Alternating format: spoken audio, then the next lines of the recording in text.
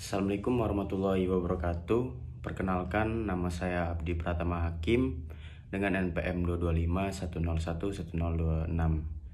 Saya di sini akan membahas mata kuliah Desain Organisasi, yang dimana saya akan membahas terlebih dahulu bab 1, yaitu organisasi dan organisasi teori.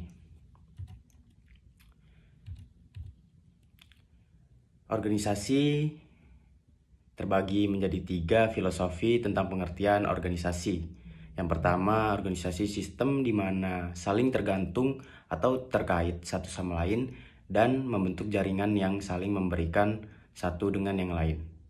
Yang kedua, organisasi adalah kerangka kerja bagi manajemen dalam bekerja.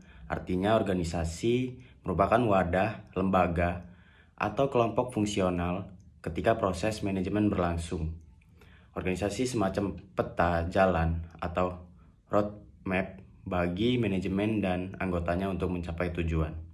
Dan yang terakhir, organisasi adalah strategi kelompok yang melibatkan manusia yang didesain untuk mencapai tujuan yang telah ditetapkan. Sehingga organisasi merupakan wadah di mana sekumpulan orang diarahkan untuk tujuan-tujuan spesifik dari organisasi tersebut. Semakin lama organisasi berdiri, maka semakin kompleks hubungan antar manusia dan peralatan kerja yang ada di dalamnya. Sebuah organisasi terdiri dari 3 unsur, yakni orang, tujuan, dan struktur. Sehingga fungsi utama organisasi menjadi 3 bagian. Yang pertama, sebagai wadah bagi orang-orang dalam bekerja sama mencapai satu tujuan. Yang kedua, sebagai wadah bagi orang-orang yang dalam membentuk perilaku dan budaya organisasi. Dan yang terakhir, sebagai wadah untuk mencapai sasaran yang sulit dicapai seorang diri. Selanjutnya itu ada sudut pandang konvensional. Benda yang kondisinya stabil, tidak fleksibel menghadapi perubahan. Pekerjaan fokus yang diutamakan pekerjaan didefinisikan menurut posisi atau jabatan. Berorientasi lebih individualis. Pekerjaan yang melekat pada individu bersifat tetap. Orientasi pada perintah. Pengambilan keputusan didominasi oleh manajemen atau pimpinan. Pengambilan keputusan mengacu pada peraturan atau kebijakan yang berlaku. Karakteristik pekerja lebih homogen. Waktu kerja ditentukan. Hubungan antar anggota organisasi bersifat hierarkis. Pekerjaan dilakukan di fasilitas organisasi selama jam kerja tertentu. Dan satunya sudut pandang modern, yaitu ada hubungan yang berjalan dengan dinamis, fleksibel menghadapi perubahan, keahlian fokus yang diutamakan, pekerjaan didefinisikan menurut tugas nyata, berorientasi pada kerjasama tim, pekerjaan yang melekat pada individu bersifat sementara, orientasi pada Partisipasi karyawan melibatkan karyawan meskipun keputusan tetap diambil oleh pimpinan atau manajemen. Pengambilan keputusan lebih mengacu pada konsumen. Karakteristik pekerja beragam, tidak ada batasan waktu kerja, hubungan antar anggota organisasi bersifat literal dan jaringan. Dan yang terakhir, pekerjaan yang bisa dilakukan di mana saja dan kapan saja. Selanjutnya itu teori organisasi. Teori organisasi itu sejumlah pemikiran dan konsep yang menjelaskan atau memperkirakan bagaimana organisasi atau kelompok dan individu di dalamnya berperilaku dalam berbagai jenis struktur dan kondisi tertentu. Menurut Safrit dan Oddalam Levy tahun 2009, dari definisi tersebut, organisasi seperti juga manusia memiliki perilaku yang bisa diamati dengan baik oleh orang di dalamnya maupun oleh pihak luar.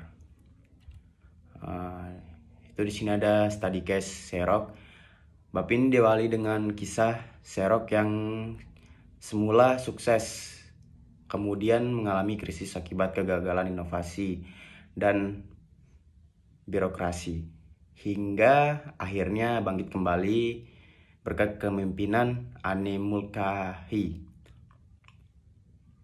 Xerox menjadi contoh nyata bagaimana struktur organisasi, budaya, perusahaan, dan kepemimpinan menentukan keberhasilan atau kegagalan organisasi. Apa itu organisasi? Organisasi adalah sebuah wadah untuk sekumpulan orang yang bekerja sama secara rasional serta sistematis yang terpimpin atau terkendali untuk mencapai tujuan tertentu yang memanfaatkan sumber daya yang ada di dalamnya. Sementara dalam dunia bisnis itu organisasi merupakan kumpulan kelompok orang yang melakukan kolaborasi untuk mencapai tujuan secara komersial dengan struktur yang jelas serta memiliki budaya kerja yang khusus. Nah, di sini ada dimensi perancangan organisasi. Menurut Richard L. Duff tahun 1998, P.15, di mana desain organisasi terdiri dari dua tipe utama, yaitu dimensi struktural, yang dimana dimensi ini menggambarkan karakteristik internal dari organisasi dan menjadi dasar untuk mengukur serta membandingkan organisasi. Dimensi struktural mencakup beberapa aspek penting seperti formalisasi dan spesifikasi pekerjaan. Dimensi ini fokus pada bagian organisasi mengatur dan mengendalikan aktivitas internalnya secara formal dan individu yang terstruktur. Selanjutnya itu ada teori organisasi yang berfokus pada kinerja dan struktur. Karakteristik utama scientific management yaitu ada proses kerja dianalisis secara sistematis dan ilmiah untuk menemukan cara paling efisien dalam melakukan tugas. Yang kedua ada output maksimal dicapai dengan input minimal melalui standarisasi kerja dan eksperimen. Yang ketiga fokus pada proses kinerja individu yang kemudian digabungkan dalam sistem organisasi. Yang keempat, struktur organisasi mengikuti alur proses kerja yang telah distandarisasi.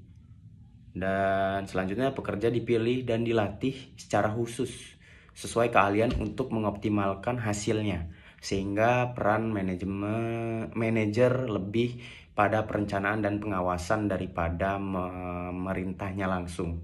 Dan yang terakhir itu pendekatan ini bersifat bottom up, dimulai dari pengamatan proses kerja individunya masing-masing.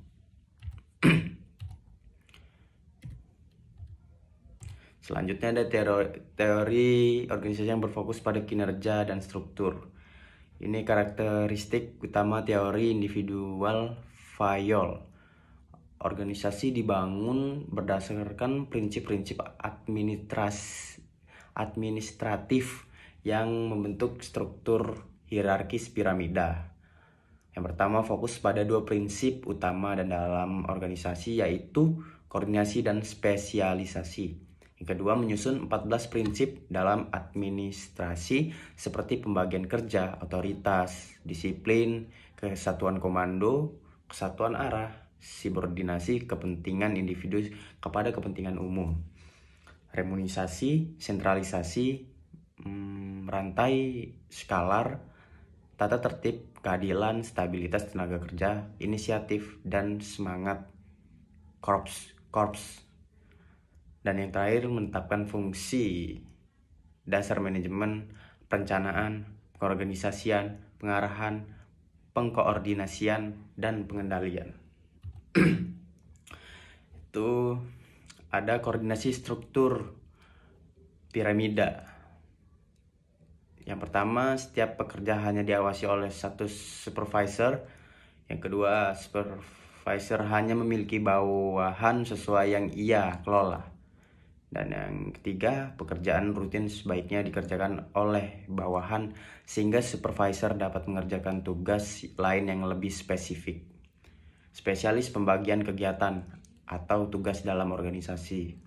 Itu ada pembagian kelompok dilakukan berdasarkan tujuan dalam departemen pemasaran atau pengembangan. Proses menulis, membuka, tutup botol, pelanggaran atau pelanggaran besar, menengah, atau kecil.